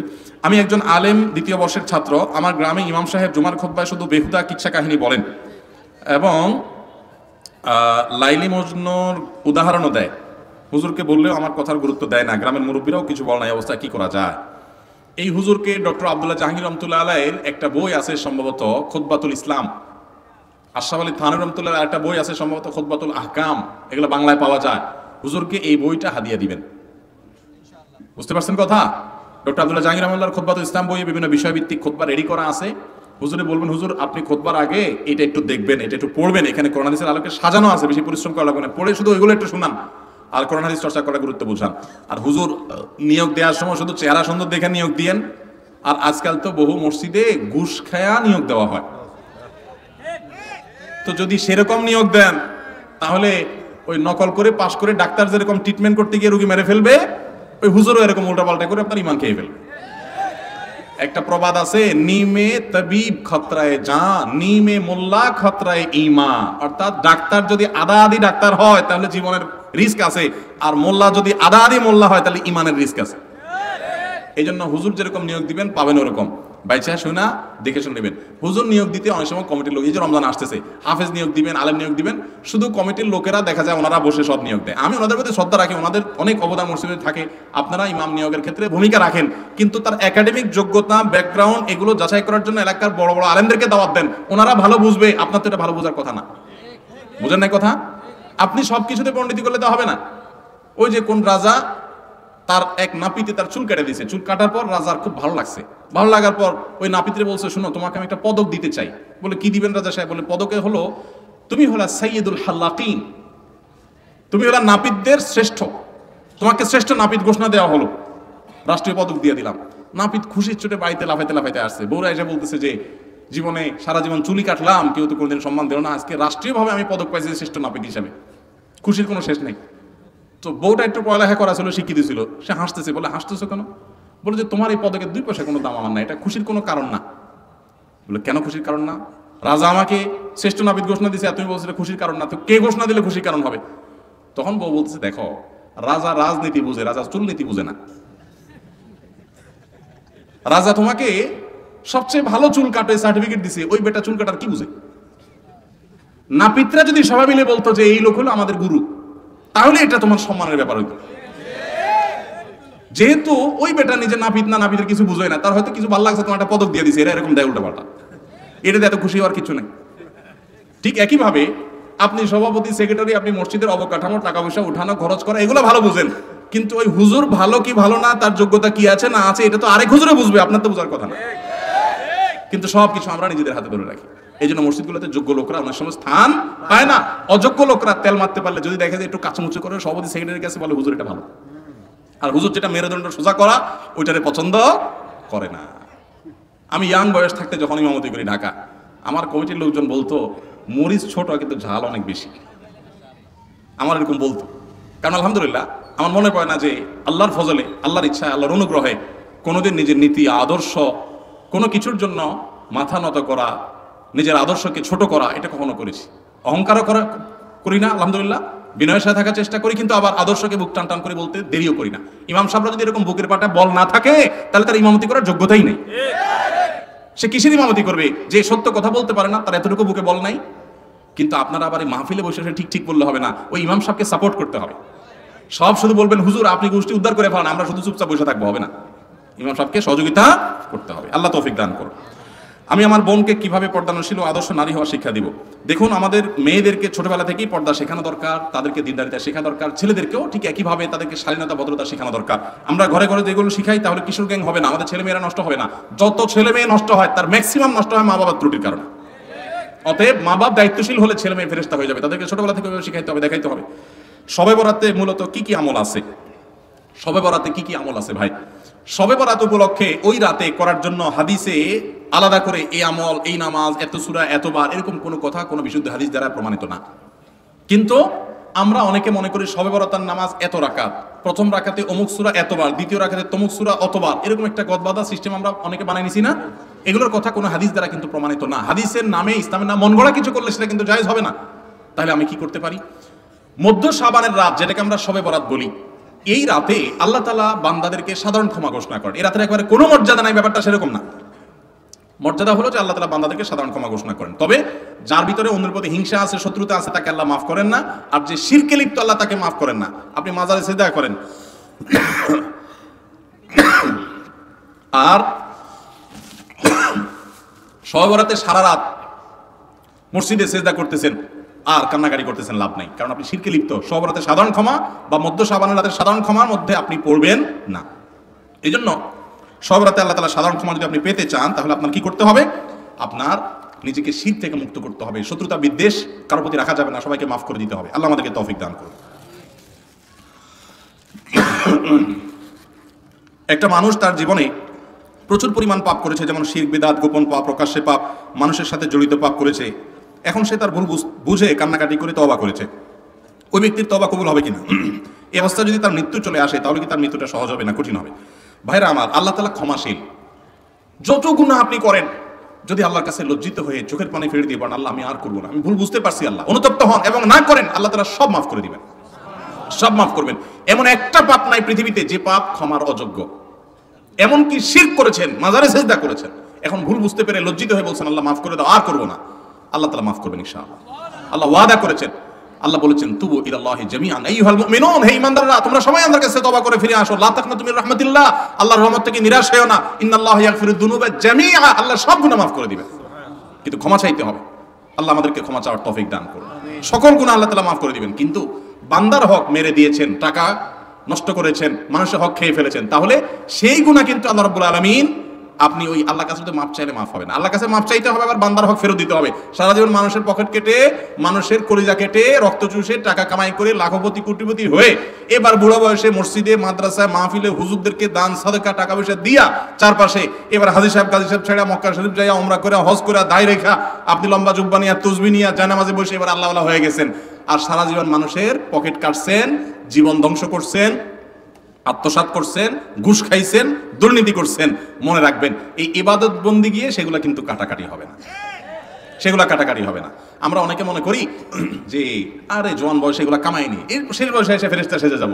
আপনি ফেরেশতা সেজে গেছেন, আমি চিনবো না, আমি দেখবো মাশাআল্লাহ কি সুন্দর দাড়ি, হাজী সাহেব গাজী সাহেব মাশাআল্লাহ, নারে তাকবীর, আলহামদুলিল্লাহ, কিন্তু আল্লাহ কিন্তু জানে আপনি কি করে আসছেন। তাহলে কি করতে হবে? যাদের হক মেরেছেন তাদের হক তাদেরকে ফেরত দিতে হবে। তাদেরকে যদি খুঁজে না পাওয়া যায়, তাদের তরফ থেকে দান করে দিতে হবে। এরপর আল্লাহর কাছে মাপ চাইবেন, মাফ হবে। বান্দার হক খুব ডেঞ্জারাস, আল্লাহ তাআলা আমাদেরকে বোঝার তৌফিক দান করুন। ভিন্ন ধর্মীরা কেন জাহান্নামে যাবে? অন্য ধর্মের মানুষরা কেন জাহান্নামে যাবে? এখন আমার প্রশ্ন হলো, অন্য ধর্মের মানুষরা তারা কি জান্নাত বিশ্বাস করে? বুঝেন নাই কথা? যে মুসলমান না, সে কি জান্নাত বিশ্বাস করে? তাহলে আপনি তাকে জান্নাতে নিতে চাচ্ছেন, যে একজন মানুষ অন্য ধর্মের কিন্তু মানুষটা ভালো ছিল, সে কারোর ক্ষতি করে নাই, তাহলে এই লোকটা কেন জান্নাতে যাবে না? আমার প্রশ্ন হলো, যে যেটা বিশ্বাস করে না তারা যদি টাইনা ওই জায়গায় নেওয়া হয়, তার প্রতি সুবিচার হবে না অবিচার হবে? বুঝেন নাই কথা? একজন একটা বিশ্বাস করে না, তারা জোর করে টেনে ওখানে নিলেন, এটা কি তার প্রতি সুবিচার হবে না অবিচার হবে? তো যে জান্নাত বিশ্বাস করে না, যে আল্লাহরে বিশ্বাস করে না, তাহলে তার কাছ জন্য আল্লাহর কাছ থেকে আপনি জান্নাত আশা করেন কোন যুক্তিতে? বুঝেন নাই ভাইরা আমার? জান্নাত তাদের জন্য যে জান্নাতকে বিশ্বাস করে, যে আল্লাহকে বিশ্বাস করে। যে বিশ্বাস করে না তার সেখানে যাওয়ার কোনো অধিকার থাকতে পারে না। শবে বরাত নিয়ে আমাদের মধ্যে ভুল ধারণা আছে, এমনকি 12 রাকাত নামাজ পড়ার নিয়ম আছে, এমন সঠিক কিনা? আমি একটু আগেই বলেছি, শবে বরাতের নির্দিষ্ট কোনো নামাজ, নির্দিষ্ট কোনো রাকাত সংখ্যা, নির্দিষ্ট কোনো আপনার পদ্ধতি, এগুলো কোনোটা কোনো হাদিস দ্বারা প্রমাণিত না। আপনি আল্লাহ তাআলার পক্ষ থেকে সাধারণ ক্ষমার আশায় দোয়া করছেন, নিজের মতো করে ইবাদতবন্দি করছেন, সেটা আপনার ব্যাপার। কিন্তু শরীয়ত আপনাকে নির্দিষ্ট কোনো ফর্মেট ঠিক করে দেয় না যে এই ফর্মেটে আপনাকে করতে হবে। আমরা অনেকেই 5 ওয়াক্ত নামাজের খোঁজ খবর নাই, কিন্তু শবে বরাতের নামাজের রাকাত সংখ্যা, পদ্ধতিগুলো আমাদের মুখস্থ এবং খুব প্র্যাকটিস করি। এর অন্যতম কারণ হলো আমরা মনে করি ওই রাত্রে ভাগ্য ঠিক হয়। অতএব এই রাত্রে যদি আল্লাহর কাছে একটু দোয়া দরুদ করে নামাজ কালাম পড়ে ভাগ্যটা নিজের পক্ষে করে নেওয়া যায়, তো আবার আগামী 1 বছর যা মনে চায় করব। বাংলাদেশের সবচেয়ে বেশি মানুষ মসজিদে আসে কোন রাতে? শবে বরাতে। মসজিদে মানুষ আসে, এটা তো খুশির কথা, কিন্তু কথা হলো ওই রাতেই কেন বেশি আসে, অন্য সময় আসে না কেন? কাহিনী কি? কারণ মানুষ মনে করে ওই রাতে ভাগ্য ঠিক হয়। যেহেতু ভাগ্য ঠিক হয়, অতএব এই এক রাতে আইসা ভালো করে ফুসলা ফাসলা দোয়া দরুদ করে টোরে আমি যদি সব নিজের পক্ষে করে নিতে পারি, তাহলে এবার সারা বছর আবার জামানুষ ত্যাগ করলাম। একজন এলাকার এখানে চেয়ারম্যান সাহেব আছেন, এলাকার যারা জনপ্রতিনিধি সারা বছর যারা তার কাজ করে তাদেরকে তারা সুযোগ সুবিধা দেয়, তাই না? ভোটের সময়, নির্বাচনের সময় কোনো সময় তোমার চেহারা দেখা যায় না, চান্দু রিলিফের চাইলে আসা পরে তুমি এসে হাজির হয়ে গেছো ভাগ নেওয়ার জন্য। কি বলেন, চেয়ারম্যান সাহেব তারা খুব পছন্দ করে দিবে না দৌড়ানে দিবে? সারা বছর মসজিদে আসার খবর নাই, এখন তুমি ভাগ্য ঠিক হওয়ার আশা করে ওই সময় এসে সিরিয়াল দিয়ে দাঁড়ায় গেছো। তুমি পানি চেঁচার সময় ছিল না, মাছ ধরার সময় হাজির হয়ে গেছো। বুঝেন নাই কথাটা? এই জন্য নামাজ কি শুধু শবে বরাতে পড়া জিনিস না, সারা বছর পড়া জিনিস। আর ভাগ্য কিন্তু মানুষের সবাই কদরও ঠিক হয়। সূরা দোখান আয়াত নম্বর 3 এবং 4 পড়বেন। আল্লাহ সুবহানাহু ওয়া তাআলা বলেছেন, ইন্না আনজালনাহু ফি লাইলাতিন মুবারাকা ইন্না কুন্না মুনজিলিন ফিহা ইউফরাকু কুল্লু আমরিন হাকিম। সবাই ওই যে রাতে কোরআন নাযিল হয়েছে সেটা লাইলাতুল কদর, সে রাতে সমস্ত গুরুত্বপূর্ণ বিষয়গুলো ধার্য হয়ে থাকে। আল্লাহ আমাদের বুঝার তৌফিক দান করুন। আমি যে এলাকায় বসবাস করি তারা শিরক, কুফর, বিদআত, অন্যান্য নাজায়েজ কাজে লিপ্ত। এমন অবস্থা আমি এসব থেকে তাদের কিভাবে বাঁচাবো? আপনি বাঁচানোর জন্য মানুষকে কোরআন সুন্নাহর দিকে দাওয়াত দিবেন। সাধারণ মানুষ অতিরিক্ত ফতোয়া দেওয়া দেওয়ি করবেন না, দিয়ে এলাকার ভিতরে গন্ডগোল ফাসাদ বাধাই দিবেন না। আপনি যেই কথা বলে বুঝাতে পারবেন না সেটা আপনি না বলে অন্য যাকে দিয়ে বুঝাতে পারবেন তাকে দিয়ে বুঝাবেন। আর নিজে যতটুকু পারবেন শুধু ততটুকু বলবেন। আর বুঝাতে গেলে যদি না বুঝে, তো তাদেরকে আল্লাহর আনুগত্য, তাওহীদের গুরুত্ব, সুন্নতের গুরুত্বটা আগে বোঝানো দিয়ে শুরু করেন। এরপর আস্তে আস্তে সামনের দিকে আগান, দেখবেন ইনশাআল্লাহ সেখানে দাওয়াতি কাজ করা সহজ হবে।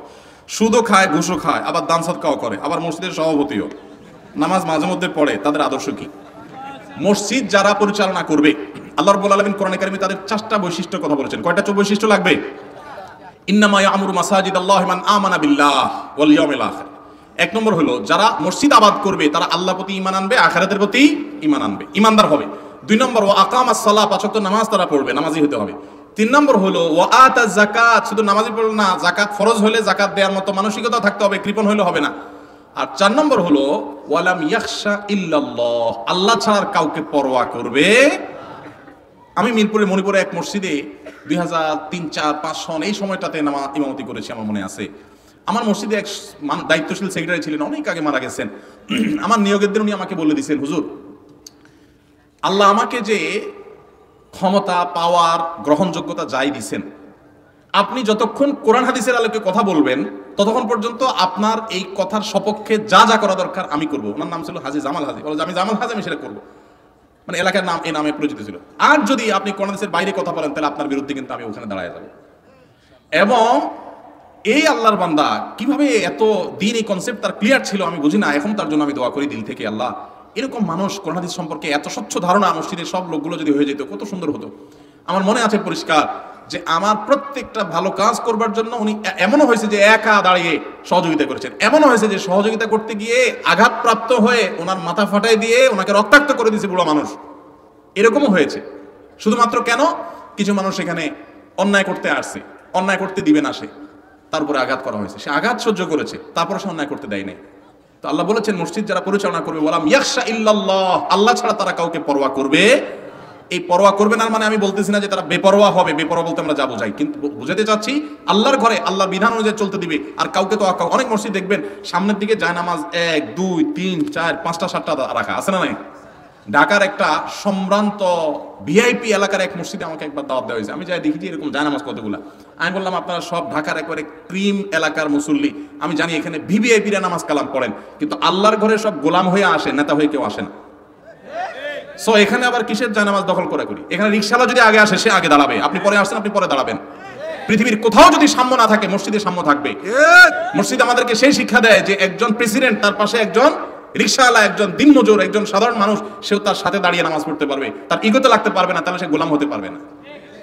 তো মসজিদগুলোকে এভাবে যদি আদর্শের জায়গা বানানো হয়, তাহলে সেটা হবে মসজিদ, এবং মসজিদ কমিটির লোকেরা সেরকম যোগ্যতা সম্পন্ন হতে হবে। আমাদের অনেক ভাইরা আছে, অনেক কষ্ট করেন মসজিদের জন্য, আমরা তাদের জন্য দোয়া করি, আল্লাহ তাদেরকে এরকম যোগ্যতা অর্জন করার তৌফিক দান। আমি একজন নবমুসলিম, আমার যাকাত, ফিতরা, সাদাকা ইত্যাদি আমার অমুসলিম গরিব আত্মীয় স্বজনকে দেওয়া যাবে কিনা? প্রথম কথা হলো, অন্য ধর্মের মানুষ গরিব হলে তাদেরকে সাহায্য সহযোগিতা ইসলাম করতে বলে, করা যাবে, কোনো অসুবিধা নেই।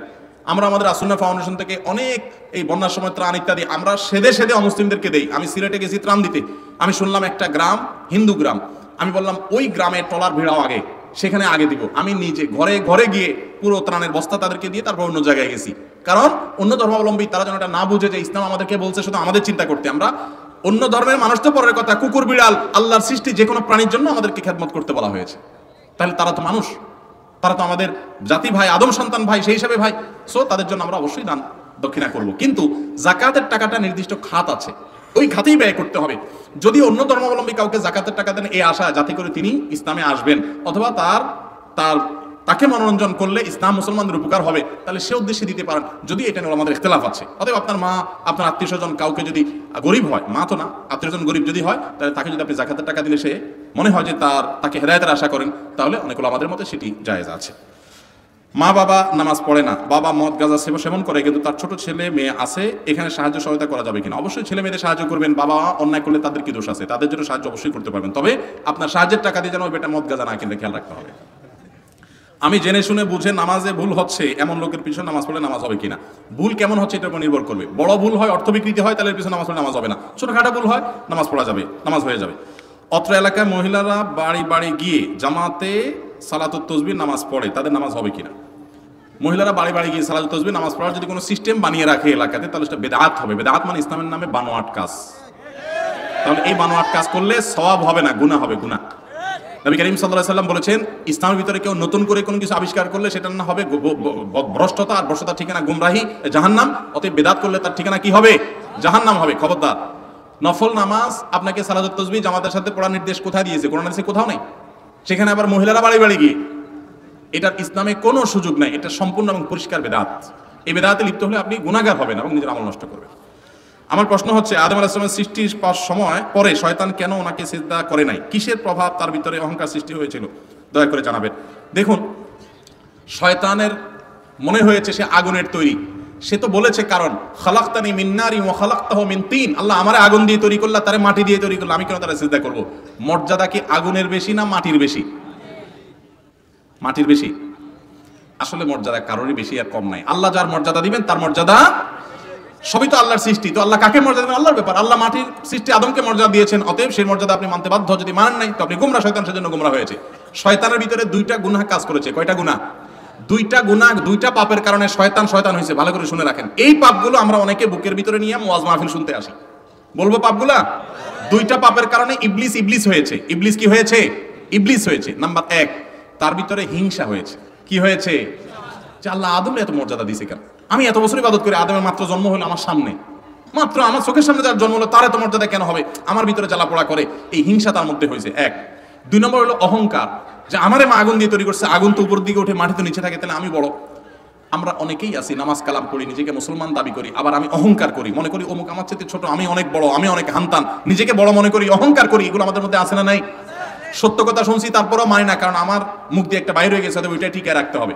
আছে না নাই এই রোগগুলো? মানুষকে দমায় রাখা, মানুষকে তুচ্ছ তাচ্ছিল্য করা, পাত্তা না দেওয়া, সাইড না দেওয়া, এগুলো অহংকার। এরকম বহু অহংকার আছে, টাকার গরম, জ্ঞানের গরম, শিক্ষার গরম, পদের গরম, নানান গরম আছে। এগুলো আমাদেরকে অহংকারী করে। বিনয়ী হতে হবে একজন মুসলমানকে। এই অহংকারী হয়ে এই গুণ করে ইবলিস হয়েছে, হিংসা করে ইবলিস হয়েছে। আমরা অনেকে নামাজ কালাম পড়ি, তাসবিহ তাহলিল করি, কিন্তু কারো ভালো দেখতে পারি না। আমার পাশের বাড়ির ছেলেটা, নিজের ছেলেটা আমার এসএসসিতে ভালো রেজাল্ট করে নাই, ও একটু ভালো রেজাল্ট করছে, এই জন্য হিংসার চোটে বলি যে ও কেন ভালো রেজাল্ট করছে, আমারটা করুক আর না করুক, ওরটা ভালো কেন হইল? আছে না নাই? অনেক দোকানদার আছে, নিজের দোকানে কাস্টমার আসুক আর না আসুক, পাশের দোকানে বা সামনের দোকানে কাস্টমার ঢুকলে তার মাথা মেজাজ গরম হয়ে যায়। আছে না নাই? ভাইরা আমার, এর নাম হিংসা, এর নাম হিংসা। আল্লাহ তাআলা তার দোকানে কাস্টমার পাঠাইছে, আরো পাঠাক, আমার কোনো আপত্তি নেই, আল্লাহ তুমি ওখানে আরো পাঠাও, কিন্তু আমারও দিও আল্লাহ, এটা আমি বলতে পারি। কিন্তু আমরা কি করি যে আমার দোকানে কাস্টমার আসুক আর না আসুক, ওর দোকানে যেন না আসে। কাস্টমার যদি খালি হাতে বাইরে হয়ে যায়, দোকানদার খুশি হয়ে যায় যে ওর দোকান থেকে কিছু নিয়ে বাইর হয় না, যাক আলহামদুলিল্লাহ পাইছে গেছে। এর নাম হিংসা, এর নাম কি হিংসা। আরেকজনের ছেলেটা ভালো রেজাল্ট করছে শুনলে ভিতরটা পিক করে আপনার জ্বলে ওঠে। আমি এই জন্য বলি, হিংসা মাপার একটা মিটার আছে আমার কাছে, বলবো এই মিটার দিয়ে আপনিও চেক করতে পারেন হিংসা আছে কিনা। কারোর ভালো দেখলে ভিতরে চিনচিন করে পিন পিন করে জ্বলে কিনা। যদি জ্বলে তাহলে বুঝবেন আপনার ভিতরে কি আছে, যেই কোনো ভালো। আরেকজনের ভালো শুনছেন, ভালো আরে অমুকের ছেলে বিদেশ গেছে, বাড়ি করে ফেলছে, অমুক কিছু করে ফেলছে, আপনারটা করতে পারে নাই। এখন আপনার জ্বলে কিনা ভিতরে আগে দেখেন। যদি দেখেন যে ভিতরে জ্বলে, কষ্ট হয়, তাহলে বুঝবেন আপনার হিংসা রোগ আছে। হিংসা খুব ভয়াবহ গুনাহ, এটা জায়েজ নাই। আল্লাহ তাকে দিয়েছে, আমি হিংসা করার কি? আমি বলবো আল্লাহ আরো দেন, আমাকেও দিয়েন সাথে, এটা আমরা বলবো। আল্লাহ আমাদেরকে তৌফিক দান করুন। তাহলে ইবলিস হয়েছে এই দুইটা পাপের কারণে, এগুলোতে বেঁচে থাকতে হবে। আমার প্রশ্ন হলো, আমাদের কৃষকেরা শনি ও মঙ্গলবারে খেতে ধানের চারা রোপণ করে না, এর সমাধান চাই। কেন রোপণ করে না শনি মঙ্গলবারে, কি সমস্যা? ও অমঙ্গল, মানে বার ভালো না। কোনো বার ভালো খারাপ হয় না। মুসলমান এত মূর্খ হয় না, এত কুসংস্কারাচ্ছন্ন হওয়ার সুযোগ কোনো কুসংস্কার হচ্ছে মুসলমানের নাই। সকল বারই সমান। যদি মনে করেন ওই বারে ধান রোপণ করলে ক্ষতি হবে, এটা যদি মানুষ মনে করে, তাহলে আপনি ওই বার আরো বেশি করে রোপণ করবেন, কিচ্ছু ক্ষতি হবে না ইনশাআল্লাহ। অনেকে আছে বাম চোখ লাফাইলে মনে করে হায় কোনো দুর্গতি আছে, কপালে আছে না, যে বাম চোখ আমার লাফায় কেন? তা আমি বলি, বাম চোখ লাফাইলে আরো সুবহানাল্লাহ আলহামদুলিল্লাহ বলবেন, এটার সাথে কোনো দুর্গতির কোনো সম্পর্ক। অনেকে মনে করে ডান হাতের তালু চুলকালে টাকা আসে। তো আমার কথা হলো, ডান হাতের তালু চুলকালে যদি টাকা আসে, তাহলে ওই সূত্রা পাতা লাগায় চুলকানি বন্ধ হবে না, টাকা আসা বন্ধ হবে না? এত সহজ? এগুলো সব কুসংস্কার, কোন বারের সাথে কোনো কল্যাণ অকল্যাণ নিহিত। বলো যে অমুকের চেহারা দেখছি আজ সকালে, তো শেষ দিনটা আজকে। এগুলো সব শিরকি কথা, এগুলো কখনো ইমানদারের কথা হতে পারে না। দোকানদারের প্রথম কাস্টমারটা কেনা বেচার পরে বলতেছে, ভাই টাকাটা পরে দেবো, যা আজকে যাত্রাটাই শেষ। ফালতু কথা। অনেক দোকানদার প্রথম যাত্রা কাস্টমার মোটা অঙ্কের নগদ টাকা দিয়ে কিনছে, সারাদিন মাছি মারতেছে, আছে না? অতএব এগুলোর সাথে কখনো লাভ ক্ষতির সম্পর্ক। সকালবেলা বাইর হয়ে প্রথমে ঝাউটা দেখছে, বউর উপরে এবার চিন্তা পারলে ঝাউ দিয়ে বড় পিঠে দেখেছে যে বাইর হয়ে উঠানে প্রথম ঝাউ কেন দেখলাম আজকে, আমার দিনটা শেষ, আছে না নাই? এগুলো সব মূর্খতা। এগুলোর মধ্যে সমস্ত লাভ এবং ক্ষতির মালিক কে? এই সমস্ত জিনিসে কোনো লাভ ক্ষতি নিহিত নাই। আল্লাহ আমাদের বোঝার তৌফিক দান করুন। কম বয়সী মেয়েকে বৃদ্ধ বয়সী পুরুষ বিয়ে করতে পারবে কিনা? দেখুন, এই বিষয়গুলোতে আমাদের সমাজে অনেক ভুল ধারণা আছে। আমাদের সমাজে অনেক ভালো কাজ মানুষ করতে পারে না। একজন বয়সে অনেক বড়, তিনি বয়সে অনেক ছোট কাউকে বিয়ে করেছেন। যাকে বিয়ে করেছেন তিনি খুশি মনে বিয়ে বসেছেন, যিনি বিয়ে করেছেন তিনিও তাকে সঠিকভাবে বিয়ে করেছেন, কোনো অসুবিধা নেই। এই বিয়েতে অন্তত অসুবিধা নেই, এই বিয়ে যায়, যেটাকে অ্যাপ্রিসিয়েট করা উচিত। এটাকে অন্তত নিয়ে ট্রল করার কোনো সুযোগ। আবার ওই বিয়ের নামে আপনার বেহায়ামি করে বেড়ানো সঠিক না, সেটাও আমাদের মনে রাখতে হবে। আমাকে একবার এক যুবক প্রশ্ন দিছে যে, হুজুর আমি একজন বিধবা মহিলাকে বিয়ে করতে গেছি, আমার পরিবারের সবাই বিরোধিতা করতেছে, যেটা করতে হয় না। আমাদের সমাজে কোনো বিধবা মহিলা যদি বিয়ে বসতে যায়, সবাই মনে করে যে কত খারাপ মহিলা, স্বামীটা মরল, 6 মাস হয়ে সারলো না, এখন সে আরেক জায়গায় বিয়ে বসছে। এই মহিলা কি খারাপ কাজ করছে না ভালো কাজ করছে? এই ভালো কাজ করছে, যেটা বোঝার মতো জ্ঞানটা পর্যন্ত আমাদের মাথায় নেই, বোঝার মতো জ্ঞানটা আমাদের মাথায় নেই। একজন নারী তার একজন পুরুষ অভিভাবকের দরকার হয় পৃথিবীতে চলতে গেলে। তিনি যদি সমাজের ভয় বিয়ে না করে থাকে, এই সমাজে বিধবারা বিয়ে করতে পারে না। বিধবাদেরকে মানুষ বিয়ে করতে চায় না কেন? কারণ সমাজ সেটাকে দোষে মনে করে। এটা যদি দোষে মনে করে, তাহলে আপনি গুনাহগার হবেন। আপনি বরং এগুলোর সমাজের সমস্ত ভুল ধারণা ভাঙতে হবে, বৈধ কাজে মানুষকে অ্যাপ্রিসিয়েট করতে হবে। অতএব এরকম বিয়েতে কোনো অসুবিধা শরীয়ী দৃষ্টিকোণ থেকে অন্তত নাই। তবে আবার এই বিয়ের শাদীকে মার্কেটিং করতে গিয়ে পর্দার বিধান লঙ্ঘন করে একেবারে আপনার বেহায়ামি করা যাবে না। দুই দিক থেকেই যথেষ্ট আমাদেরকে সংযমী হতে হবে। আমাদের সমাজে দেখবেন মানুষের নিজের চরকায় তেল দেওয়ার খবর না, আরেকজনের পিছনে দেখবেন সারাদিন লেগে থাকে। আমলে বা ওদের কিছু খবর নাই, কে কি করছে না করছে, সারাদিন ফেসবুকে সোশ্যাল মিডিয়া শুধু এগুলো নিয়ে আস। আল্লাহ তাআলা আমাদেরকে হেদায়েত দান করুন। আমি একজন দুঃখিনী মা, আমার একমাত্র ছেলের বয়স ছিল 13 বছর 3 মাস। সে 5 ওয়াক্ত নামাজ পড়তো, রোজা রাখতো। আমি নিষেধ করা সত্ত্বেও সে প্রায় কবর জিয়ারত করতো। গত 9 মাস আগে সে একদিন ভোরবেলায় গলায় দড়ি দিয়ে আত্মহত্যা করে। ইন্নালিল্লাহ। আল্লাহ তাকে ক্ষমা করবেন কিনা, আমি মা হিসাবে তার জন্য নাজাতের জন্য কোনো আমল করতে পারি কিনা। এই অভাগিনী মা, তার জন্য আমরা দোয়া করি। আর তার প্রশ্ন উত্তর দিচ্ছি মা আপনার, যে আপনার ছেলে যখন এরকম টেন্ডেন্সি দেখা গেছে যে তার মন মানসিকতা খারাপ, মুভমেন্ট খারাপ, আত্মহত্যার ভয় হতে পারে, এটা অনেক সময় মানসিক রোগ থেকে হয় মানুষের মধ্যে। যদি এরকম হয় তাহলে সেক্ষেত্রে অভিভাবকদের উচিত ভালো সাইকিয়াট্রিস্ট, ভালো সাইকোলজিস্ট দেখানো, ভালো কোনো আলেমকে দেখানো, কাউন্সিলিং করা এবং তার ট্রিটমেন্ট করা, এটা করা উচিত। যাই হোক, যেভাবে হোক, যে কারণে হয়েছে, কেন হয়েছে, আমরা ডিটেল যাই না। মূল কথা হলো যে আত্মহত্যা করে মারা গেলে তার জন্য দোয়া করা যাবে কিনা? উত্তর হলো ডেফিনেটলি দোয়া করা যাবে, আরো বেশি করে দোয়া করতে হবে। কারণ আত্মহত্যা করে মারা যাওয়ার কারণে সে জাহান্নামী হয়, কিন্তু সে তো বেঈমান হয়ে যায় নাই। মুসলমান অবস্থায় যদি আত্মহত্যা করে, তার অন্যায় হয়েছে, সে গুনাহের কাজ করেছে, এখন তার জন্য আল্লাহর কাছে মাফ চাওয়া যাবে। আর আল্লাহ চাইলে মাফ করতে পারেন। সে শিরক করে মরে নাই, শিরক করে যদি মরে তাহলে আল্লাহ মাফ করবেন না। এটা আল্লাহ তাআলা যদিও শাস্তি দিবেন ঘোষণা দিয়েছেন। আবার এখান থেকে এটা কেউ বুঝিয়েন না যে তাহলে আত্মহত্যা বোধহয় খুব সাধারণ জিনিস। আত্মহত্যা করা কাবিরা গুনাহ, এরকম কাবিরা গুনাহ হাদিসে আছে চিরকাল জাহান্নামে থাকবে, এরকমও আছে। অবশ্য সেই হাদিসের ব্যাখ্যা বেশিরভাগ মুহাদ্দিসরা বলেছেন যে এর অর্থ হলো যে ওই ব্যক্তি যদি আত্মহত্যাকে বৈধ মনে করে, আজকাল মানুষ বলে আমার শরীরে আমি যা ইচ্ছা তা করবো, এরকম মানসিকতা থেকে যদি করে তাহলে তো সেই ঈমানই হারা, সেই ক্ষেত্রে সে স্থায়ী জাহান্নামী হবে। কিন্তু জাহান্নামে যাবে আত্মহত্যা করে। নবী সাল্লাল্লাহু আলাইহি ওয়াসাল্লাম আত্মহত্যা যে করে মারা যেত তার জানাজা পড়তেন না। আত্মহত্যা যে করে সে কখনো খাঁটি মুসলমান হতে পারে না, বিকজ তার আল্লাহর প্রতি ভরসা কম আছে দেখে সে আত্মহত্যা করছে। যারা আল্লাহর প্রতি ভরসা স্ট্রং থাকবে সে আত্মহত্যা কেন করবে? যত বিপদ হয় আল্লাহর প্রতি সে ভরসা করবে এবং অপেক্ষা করবে আল্লাহর রহমতের জন্য। এই গুনাহগুলো থেকে আল্লাহ আমাদেরকে বেঁচে থাকার তৌফিক দান করুন। তবে এই ছেলের জন্য আপনি অবশ্যই মা হিসাবে দোয়া করতে পারেন এবং আল্লাহ তাকে রহম করতেও পারেন। শুক্রবারে জুমার নামাজ কি পুরুষ মহিলা একই সময় পড়তে পারবে? কেউ কেউ বলে পুরুষরা মসজিদ থেকে নামাজ পড়ে আসার পর নাকি মহিলারা নামাজ পড়বে। না, এরকম কোনো কথা নেই।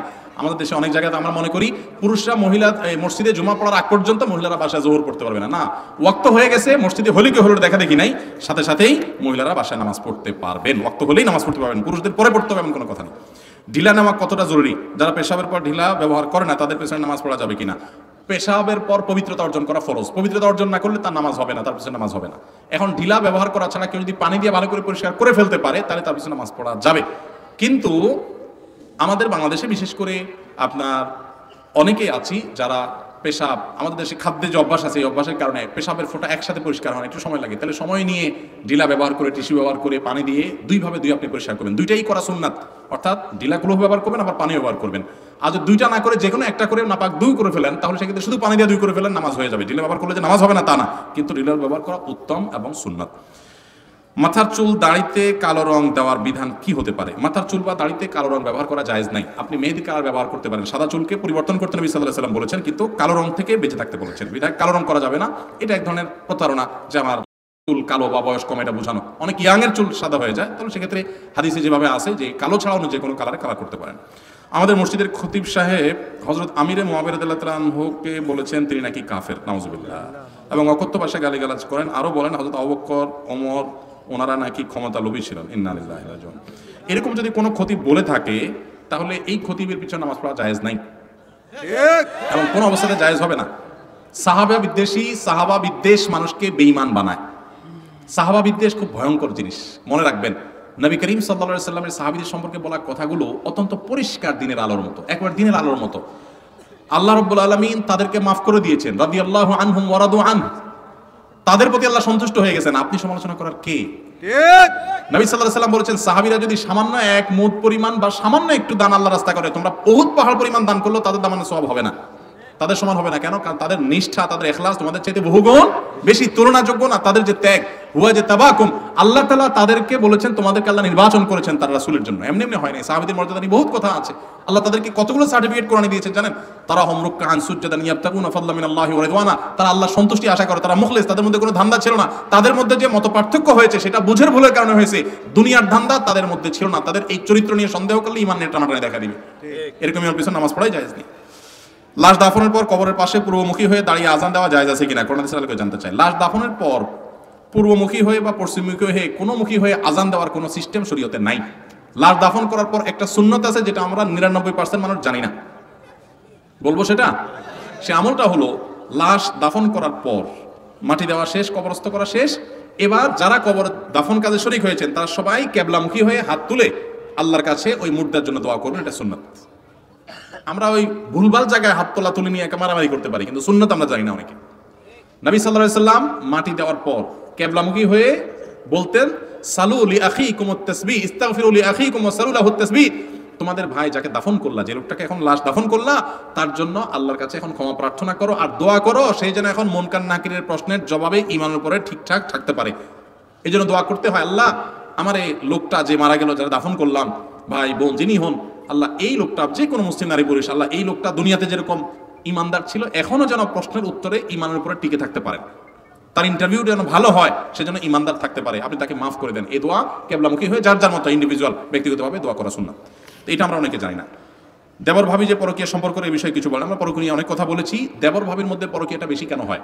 কারণ পর্দাহীনতা। কারণ কি, আমাদের সমাজে কিছু আকাম করার জন্য শয়তান কিছু মাসালা সরবরাহ করছে। শয়তান কিছু মাসালা আমাদেরকে ডেলিভারি দিছে কিছু আকাম করার জন্য। এর ভিতরে একটা হলো বড় ভাবি বড় ভাইয়ের বউ মায়ের মতো, আছে না? শিক্ষক বাবার মতো না? ঢাকা ইউনিভার্সিটির মেয়েরা এখন রাস্তা রাস্তায় আন্দোলন করতেছে এক লম্পট টিচারের বিরুদ্ধে। এক লম্পট শিক্ষক অনবরত মেয়েদের চরিত্রহানি করেছে, স্কুলে কলেজে ইউনিভার্সিটিগুলোতে ভুরি ভুরি এগুলো ঘটছে। তারপরও আমরা বলি শিক্ষক কিসের মতো? বাবার মতো। আর যারা শিক্ষকও না, দেবর ভাবিও না, এমনি ছেলে মেয়ে, তো বলে যে মনটাকে উদার করা উচিত। এখন স্কুলের বই পুস্তকও পোলাপানরে শেখানো হচ্ছে যে কাউকে স্পর্শ করতে কোনো রকম হেজিটেশন থাকা উচিত না। এখন আবার ওই যে ক্লোজ আপ, যারা আমাদেরকে পেস্ট বিক্রি করার নাম দিয়ে আমাদের ইমান হরণ করে নিয়ে যাচ্ছে, এই দুষ্টদের পণ্য কিনবেন না, আল্লাহর জন্য তাদেরকে বয়কট করবেন। দেশি জিনিস কিনবেন, কখনো ইহুদিদের জিনিস কিনবেন না। এদের জিনিস টাকা দিয়ে কিনবেন, বোমা হয়ে ওই ফিলিস্তিনি মুসলমানদের বাচ্চাদের মাথার উপরে পড়বে। অতএব এদের জিনিস টাকা দিয়ে কখনো কিনবেন না, সজ্ঞানে বিপদে না পড়লে খবরদার। দেশীয় আইটেম কিনবেন, দাম বেশি দিয়ে হোক, কোয়ালিটি কম হোক, আমার দেশেটা আমি কিনবো ইনশাআল্লাহ, ঠিক আছে না? তো এই দুষ্টরা বলে কি, দ্বিধা দূর করে কাছে আসার গল্প শোনাও। আপনারাও দ্বিধা দূর করে জাটা দিয়ে পিটাবেন, বুঝেন নাই? ওরা বলে দ্বিধা দূর করে কাছে আসো, আপনারা বলবেন দ্বিধা দূর করে জুতা পিটা এবং আপনার ঝাড়ুর বাড়ি দাও। এই কালচারকে, এই কালচারের বিরুদ্ধে, এই অপসংস্কৃতিকে, অবৈধ কর্মকাণ্ডকে আল্লাহ আমাদের সমাজকে দূরে রাখার তৌফিক দান করুন। তো দেবর ভাবির মধ্যে শরীয়ত বলছে পর্দা শুধু সবচেয়ে শক্তিশালী পর্দা হতে হবে দেবর ভাবির মধ্যে। অনেক মুরব্বী চাচা আছে এই চাপ দাড়ি, মসজিদে এসে সামনের কাতারে নামাজ পড়ে মাশাআল্লাহ, কিন্তু ছেলের বউরে বাধ্য করে তার দেবরের জামা ধুয়ে দিতে, আছে না নাই?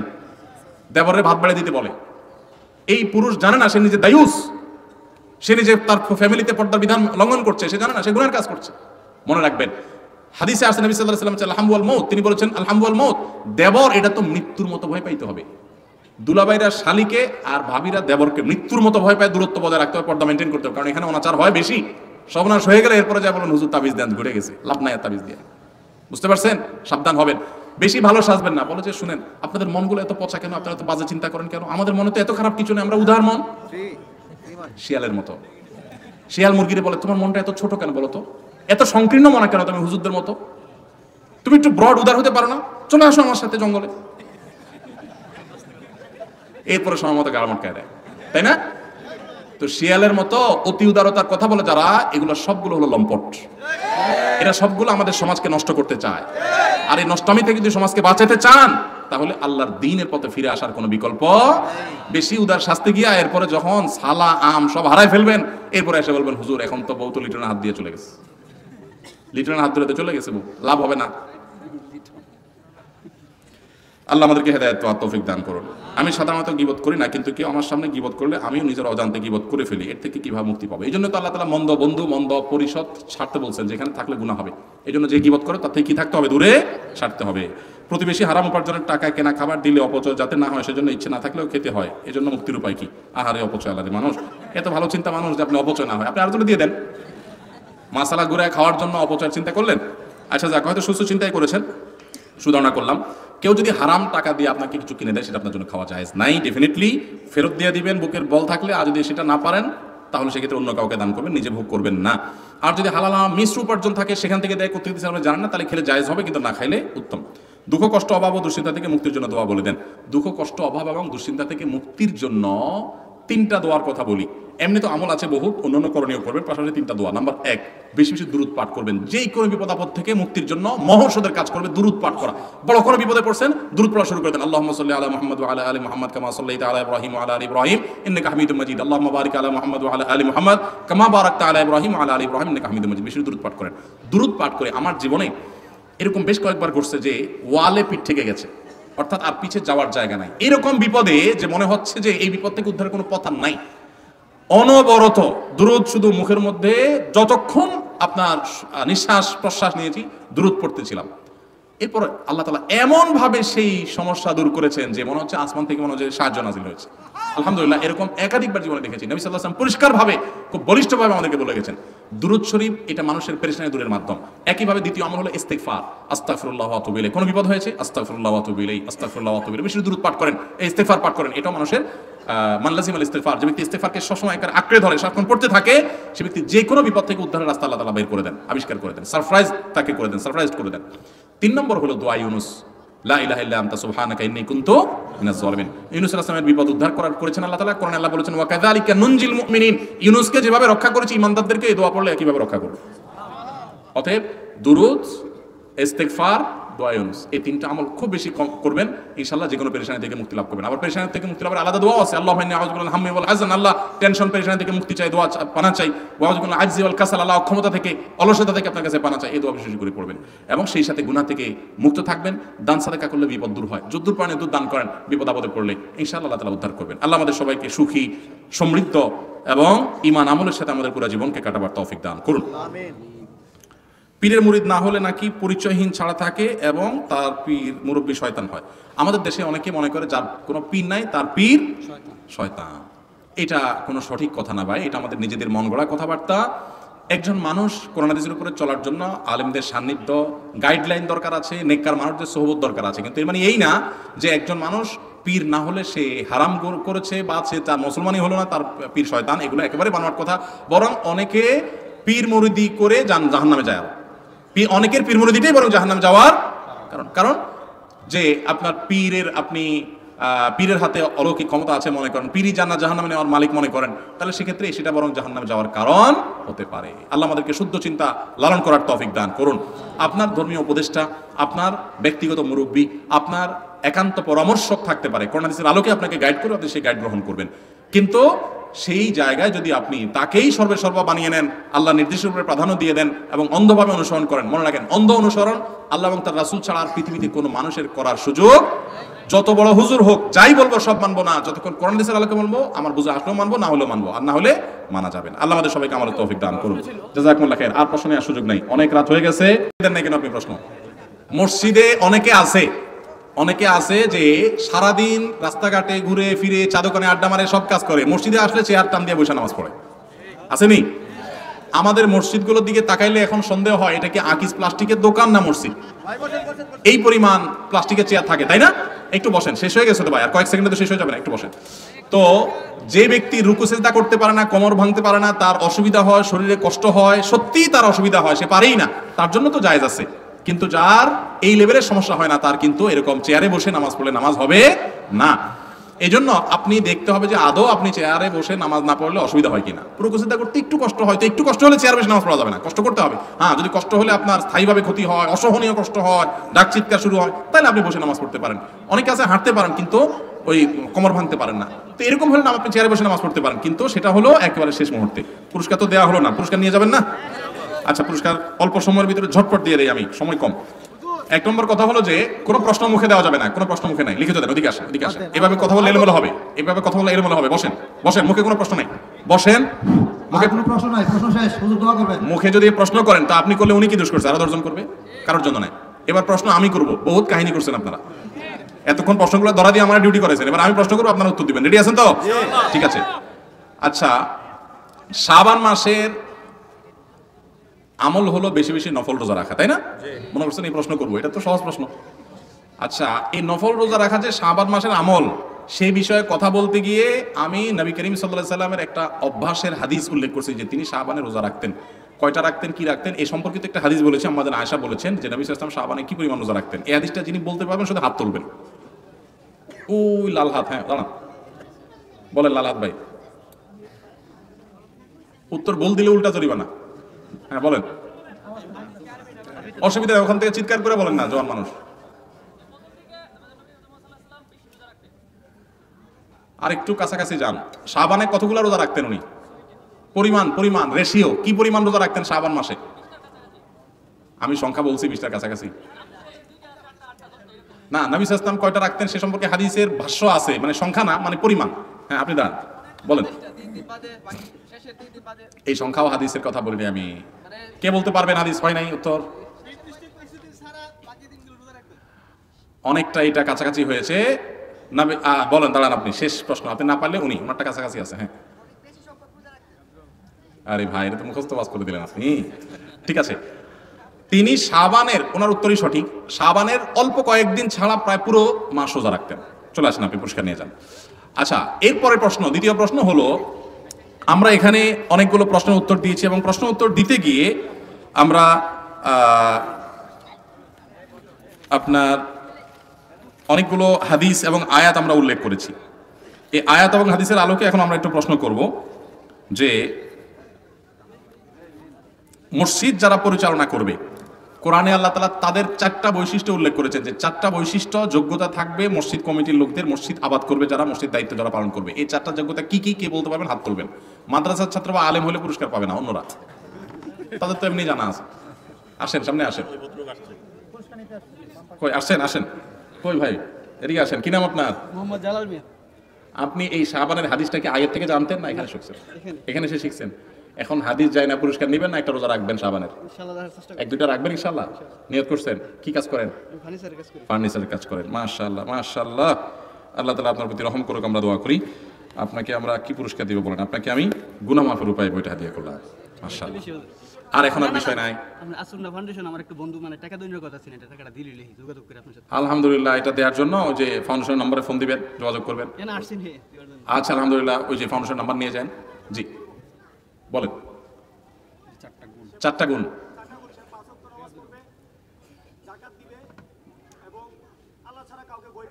তিনটা হইল।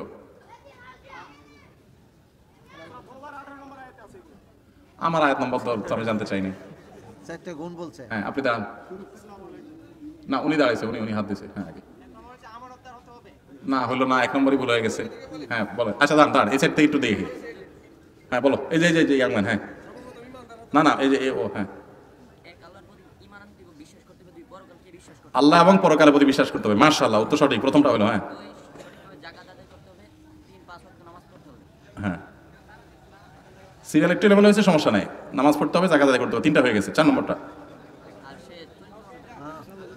তীরে আয়সা তরি ডুবাই দিলি রে বাবা, হয়ে গেছিল তো। হ্যাঁ বলেন, আপনি বলেন। আসো, তোমার চেষ্টা করছো, তোমার পুরস্কার দেবো। আসো আসো।